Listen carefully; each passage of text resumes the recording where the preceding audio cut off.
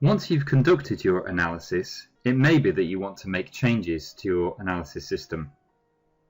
To make the changes, you can manually open up the component cell, for example the geometry or meshing cell, if you wanted to make changes to the geometry or mesh respectively of that particular system.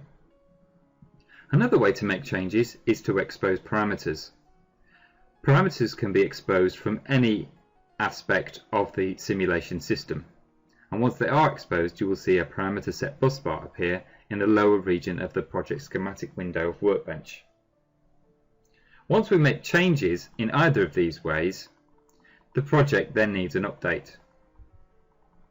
Updates can be done by refreshing the individual components of the analysis system, or they can be done by hitting the Update Project button at the top of the Workbench screen.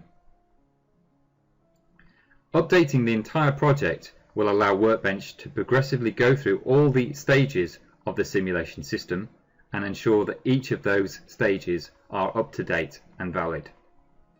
Once the project has been updated, you will then, once it's successful, have all green ticks, indicating that the changes that you've made are then reflected in the updated analysis system. So in summary, we've discussed ANSYS Workbench as a convenient way to manage the simulation. We discussed that it's a framework to host all of the different simulation and physics types and allows them to couple together to share and transfer information between them.